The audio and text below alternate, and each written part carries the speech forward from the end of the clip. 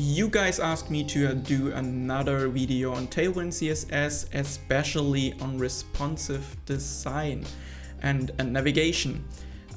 So let's transform our landing page, which we created the last two videos, and make it actually responsive. If you haven't seen those videos, I recommend to do this now. Yeah, with no further ado, let's jump in.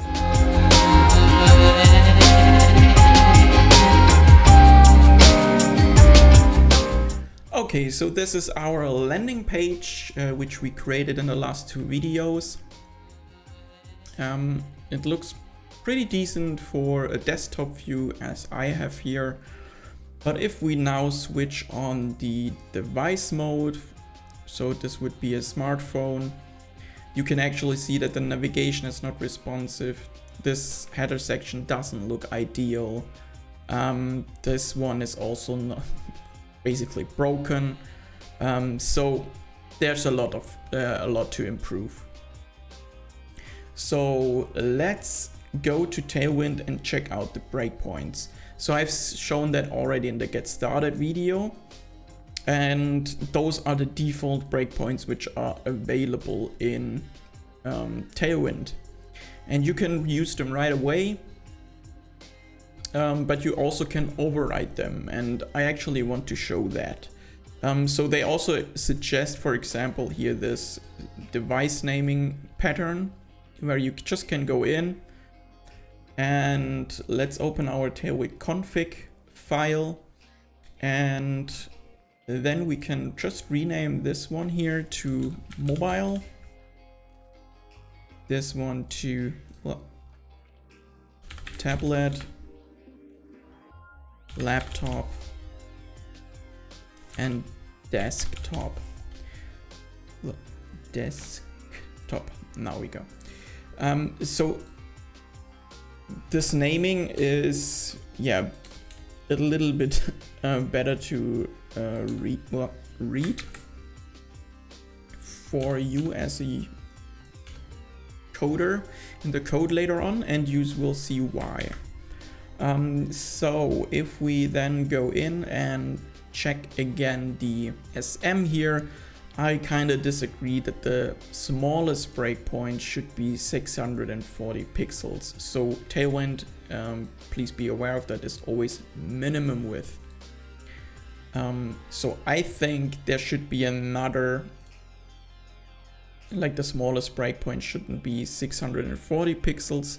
I think it should be around 425 pixels, because I guess there, well, I assume and I know that there are a lot of phones out there which doesn't support a screen size like that, and I like to have this breakpoint a little bit adjusted, but you can go as you want to.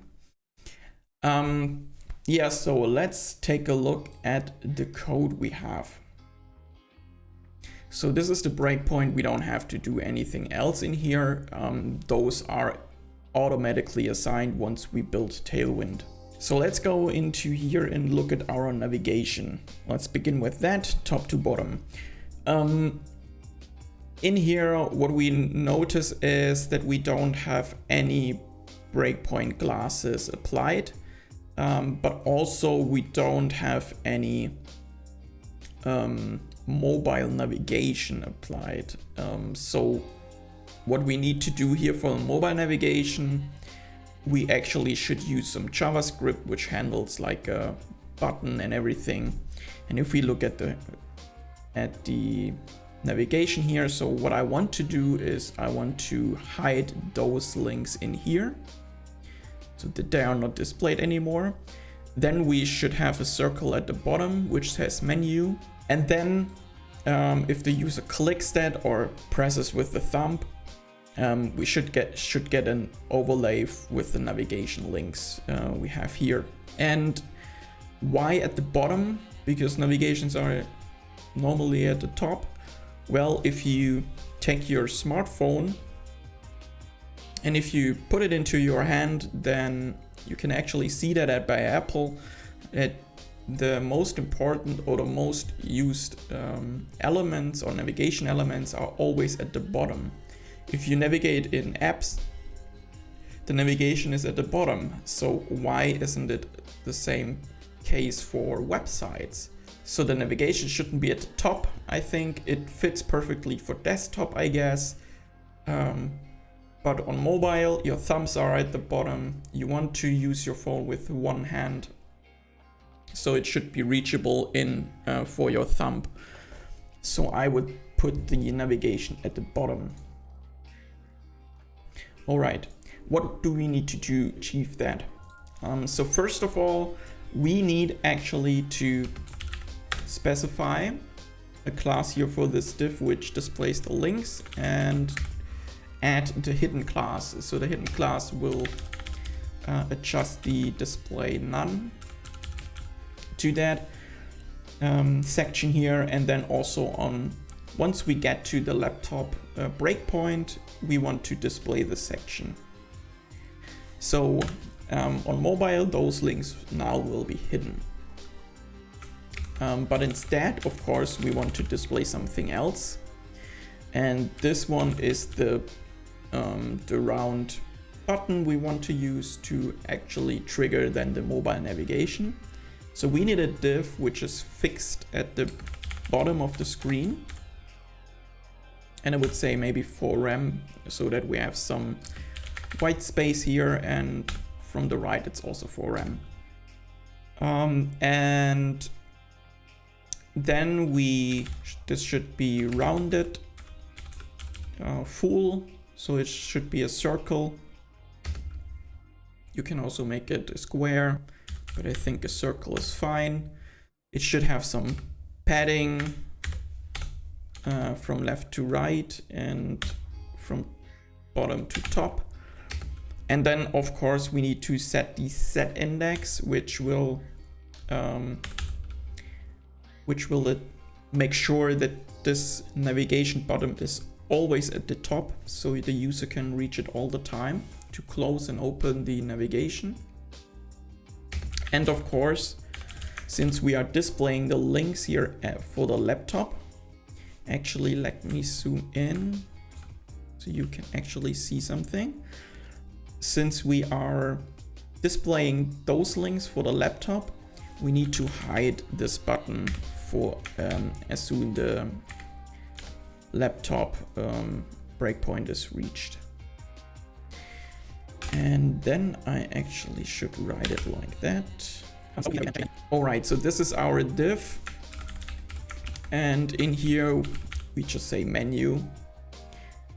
And then of course we also need some container which we will display once the menu is open. So this one should also be fixed. It needs to be a flexbox or a grid. I use flexbox here. We want to display as a column, so the links are displayed beneath each other. And then also some padding for top and bottom. We want the links to be centered in the from a vertical perspective. And of course, we want them to be centered in the middle of the screen. And the container here should be spread all over the screen. So if I open the menu and I want to click a link, it shouldn't be just half of the screen, it should be taken the full size of the screen. So this is done with the inset class, and if you adjust that to 0, inset will set the top, the bottom, the right and the left to 0. So the div will be stretched to the whole screen. All right. And then basically what we need is the same links. There we go. And that should be it. Not exactly. We need also the hidden class in here. And then we need to adjust the JavaScript later on. All right. So let's take a look and run a build here and see how it currently looks like. Okay, so we have the circle actually, but it's currently doesn't have a background color and the links at the top are gone. So let's add a background color, and I want to reuse the bottom color here, this pink. So let's add the background color for the button, and we should have already that color.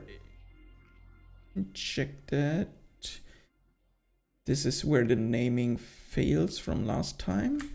I told you guys that this is a bad naming. So that should be BG and then that color. There we go. So we have our menu button. As you can see, the cursor doesn't have this little cursor pointer. It's actually also not needed because if you're on a touch screen, you don't have hover effects. Now let's implement some JavaScript. And I do that quickly and run with you through the code, what I do, because I don't think it makes sense to show you step by step what we do in JavaScript. All right, so this is now the class I wrote. So in here, this is the, so I did it in plain JavaScript to stay simple here. This here is the document ready function you probably know of, jQuery. It does the same, so if the document has finished loading, this code will be executed or loaded. And then we are going to register a click handler on the get element by the hamburger. And this one is our button here. So I added here an ID to our button, and if you click that, this function will be executed. So what does this function do? It creates a constant named navigation toggle, and this one gets all, it's basically an array, and it gets all the elements which have the class name JS toggle. And this one is added to our navigation of the mobile. Why JS? I like to prefix classes which I reuse in JavaScript with JS, so I am aware of that this class is also used in JS and probably also only used in JS. So that's not a styling class, it's a JavaScript class. Of course, I could also use IDs here, but then if I want to toggle something else with that press of the button, I actually would have duplicated IDs, and that's not very nice. I know I can also add a data attribute. I just do it with classes here. Alright, so now we have our navigation container in here. So this element is now in our navigation variable. And now we loop over this array here.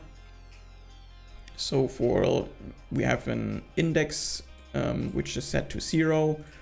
And then for each element which is in this array, we loop over here. And this element should, so we enter the class list of that, so the CSS classes, and then we toggle the class hidden. So toggle means we are either, if it's already applied, we are removing it. If it's not there, we are adding the class to this element. So the initial state is hidden. So if we press the button, the hidden class will be removed, and yeah. That's basically the whole concept.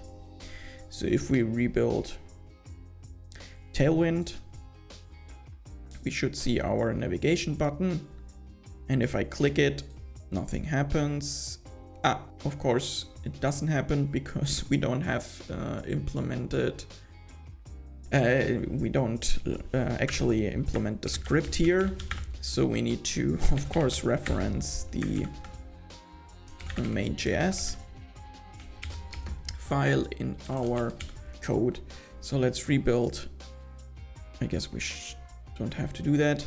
And then we are actually triggering it. We don't see anything. And I know also why. I'm sorry about that. We also, of course, need to add a background color here. So let's add the green from the navigation, which should be, I guess it was the primary. All right, what I also did is I added the text to XL class to this element, so our text is a little bit bigger on those screens, because in the navigation, of course, it's not that huge. So if we trigger it now, we have our navigation in here. We could actually add some padding to the top and the bottom of the links. So let's quickly do that as well. So we go to our styles because we have the link class applied on those elements. And in here we could add padding Y, so Y-axis, top and bottom. And we could, so we are adding 4 would be 1 rem in the class. And then of course, if we reach the breakpoint laptop, this padding should be removed again, so that we don't have the padding also at the links which are in the normal navigation. For the pattern on naming those classes with the breakpoint, we should actually do the breakpoint classes always at the end of your naming, because those classes will be applied at the lowest breakpoint. So basically since 0 pixels, and then you want to override what you wrote here. So if I have, for example, the text 2XL and I'm in the laptop screen size and I want to have a text XL or want to change it, then it makes sense to write it afterwards and not before that class. If you are unfamiliar with CSS basics and the hierarchies, how they work, I also made a video about that, which you can click at the top. All right, so the navigation is done, but of course we need some more stuff. So we should build the CSS. So the header section would be the next thing to fix. And in here, like on mobile, I think it doesn't make sense to, for example, show those background patterns, and the illustration also doesn't make sense anymore because it's, yeah, the effect is basically gone on mobile, and if I would put it at the top, it takes too much space. So let's go to the header section, and what we want to do here is we want to get all this background stuff, so our triangles and everything, the pattern in the background, we don't want this on mobile. So let's just prefix all of those classes with laptop.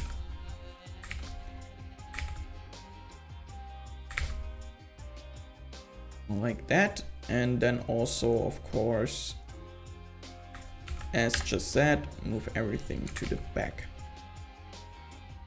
All right, and let me zoom out a bit again because it's getting long. And then the image, or the image container, we add a class here which says hidden, and on laptop we show the image container. Let's add laptop for now. Maybe we could also show it a little bit earlier. So this is our section now. It looks a little bit cleaner. The mobile screen would be probably around something like that. And let's extend this a bit. Yeah, I think it could already be displayed here. Let's inspect that, and you can also change this on the fly in the DOM. So if we switch that to tablet, I think this is also fine. I guess it depends highly on the illustration you got here. For mine, I think it's fine if we also have the include the tablet breakpoint here. I guess that's already enough for the header section. Let's take a look at the next section. So back to around 500 pixels. The portfolio, it's awful. So there's a lot of text, which is probably not needed. And then there's those two showcase illustrations. So for the text, we could actually go and in here and add another paragraph. So let's just copy that. And then let's assume we can do as excerpt or mobile version of that paragraph, which we want to display instead. So this one would be the full text for desktop. So we hide it for all the lower screens, and then we show it on the bigger screens. And this one is basically vice versa. But we only need the laptop and then hidden class in here. So we have much less text in here now, which is much better. And then we need to adjust those images. So as you remember, this time to show off here the grid, we used the grid. So to fix that now, the grid we adjusted the grid with 2 columns, and each of the images got the span of 1 column. In total there are 2. So on the lower screens we actually want to take the full width. So on lower screens the column span should be actually 2, and in laptop the column size should change to 1. So if we apply that as well,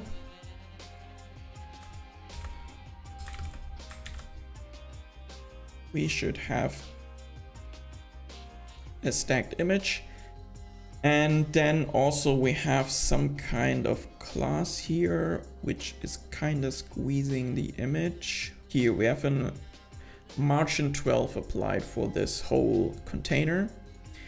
And we actually don't need that. So on laptop we apply this margin 12, but otherwise we don't want that.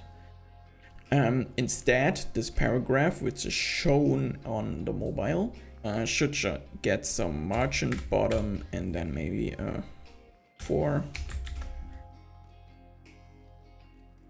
Let's make it an 8. So 2 RAM. Perfect. And of course the images need also some RAM at the bottom. Then we could add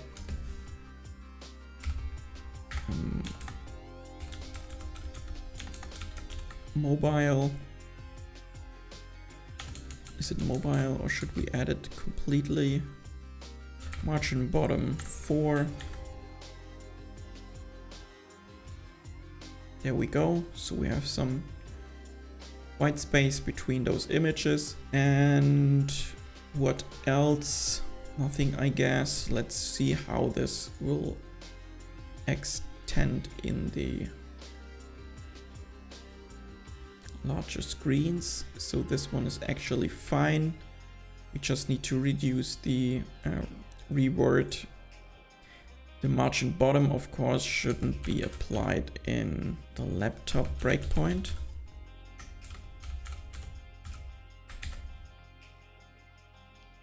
There we go.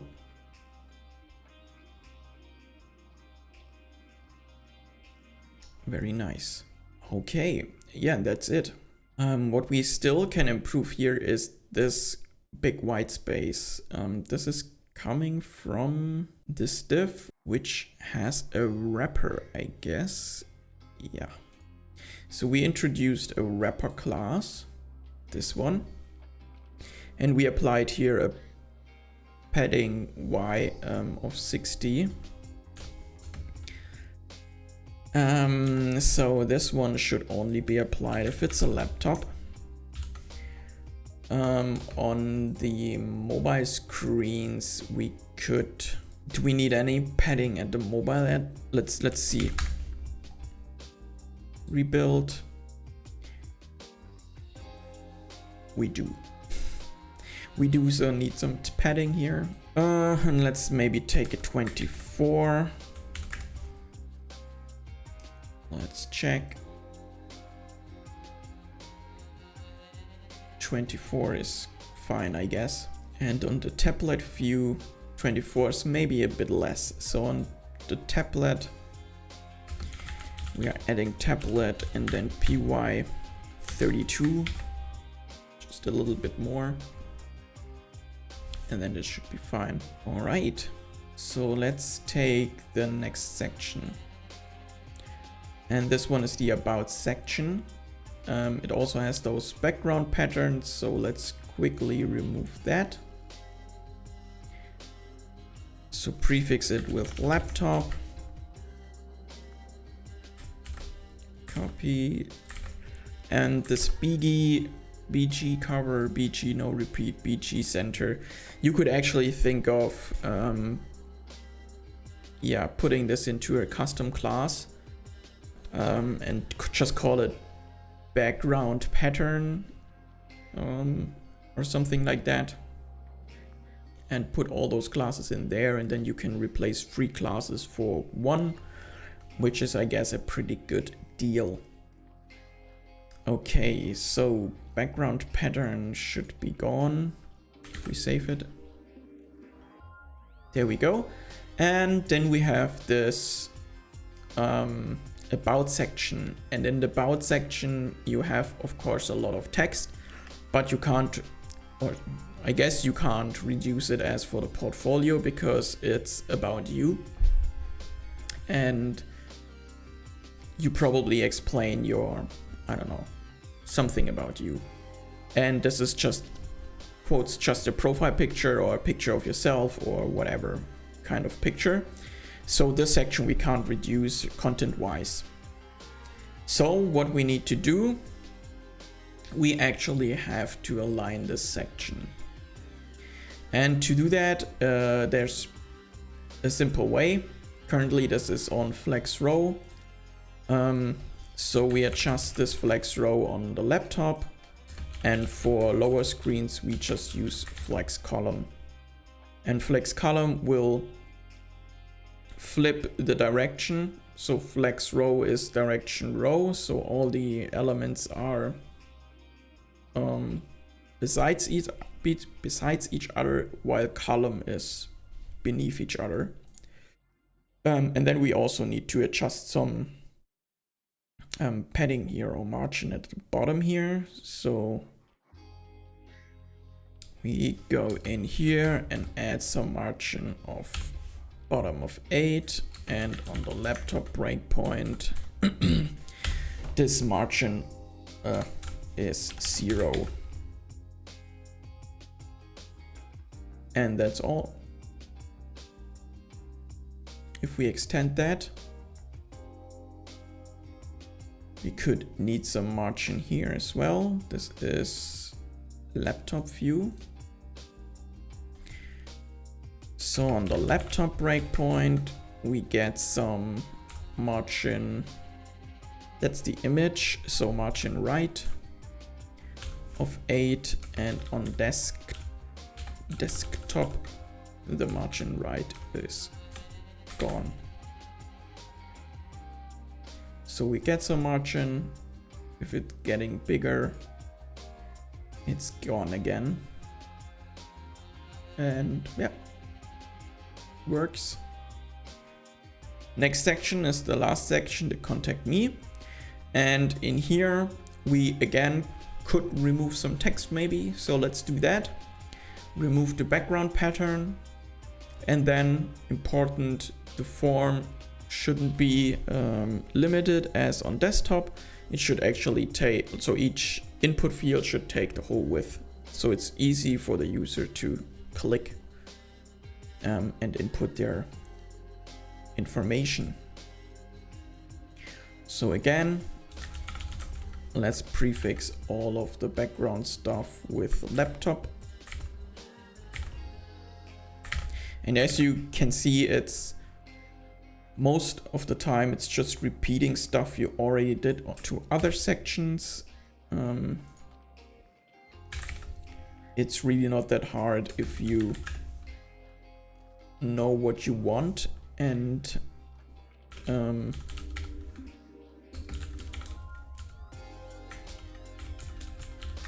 if you know the classes of Tailwind. So onboarding to Tailwind is really get to know the class and naming pattern, and then it's just knowing what you want. All right, we have a margin top of 32 currently. We can definitely reduce that on mobile. So this should be applied to laptop, but otherwise a margin top of 8. So we want to be consistent, is fine. And then here again, we use the grid layout with the co-spans, also co-span of 2. So apply the breakpoint laptop for the current ones. We don't actually need that here because that stays the same, as well as the button. Okay. And then take the co-span 2 and apply that to the others.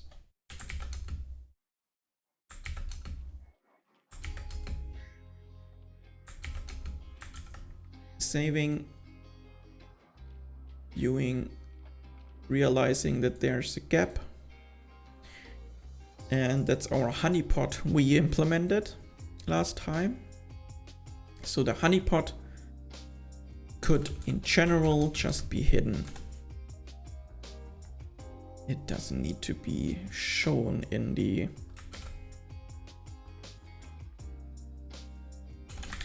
layout. And there we go. Button wise, I actually wouldn't make the button a little bit bigger.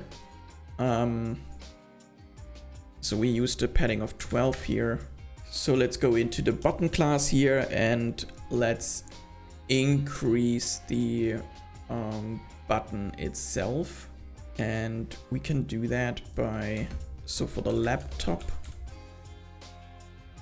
we want the padding X of 4 and, oh, sorry, typo. And laptop should be padding Y of 2. And for the mobile itself, then we could double it. So the button becomes a little bit bigger, so it's easier to reach for the fingers of your user. We have to rebuild the CSS because we adjusted the style CSS. And then we should have a bigger button. Perfect. And the button at the top here should also become a little bit bigger. Yeah, that's all you need to do to make it responsive. So we have a landing page which looks fine. Oh, actually good. Like the more I look at this landing page, the more I hate the colors and the design. But I guess it shows what I wanted to explain. So it works, it's fine. And if we take a look at the template view, let's see if everything is fine here. It is. You could think about of removing this centered type here. Like in this case, I would either center the heading, so applying an text center class here. So this is aligned, but you would need to do that with everything. Or the other way would be to left align the image, because I think that should be done. Otherwise it's disturbing. So let's left align that one. Okay, so what we want to do on the about section is we want to, this one should be available on laptop, and then this background of the BG center should also be laptop, and otherwise it should be fine. Oh no, the image of course should also be a laptop. MX Auto is margin left and right. Nice. And then we also need to adjust an ML, yes, ML of 8, no, ML of 4, ML of 3. So margin left of 3, and the position of the background can be done also with Tailwind. So if you search for background position, you can influence BG left, should it be. So we have BG center. If we adjust BG left, BG center should override on desktop. So we have our image centered now. It's a better reading experience and browsing experience for the visitor for tablet. And then if we go to desktop, yeah, it's adjusting itself. That's already it. I hope I didn't forget anything. So navigation is here. The landing page code is here. Yeah, and that's already it. That's how you can quickly add responsive design to your Tailwind landing page. If you want me to share this code in a GitHub repository or anything, I can definitely upload it. Just let me know in the comments below. Also, if you have other suggestions, something I maybe missed, something you want to see of Tailwind, also please let me know in the description, in the comment section. Maybe what I will do maybe as a next video is that I will show how you can actually purge the CSS, because we are left out a lot of classes which come with Tailwind, but we are actually not using it in our landing page, and there's a way to reduce the CSS file as well.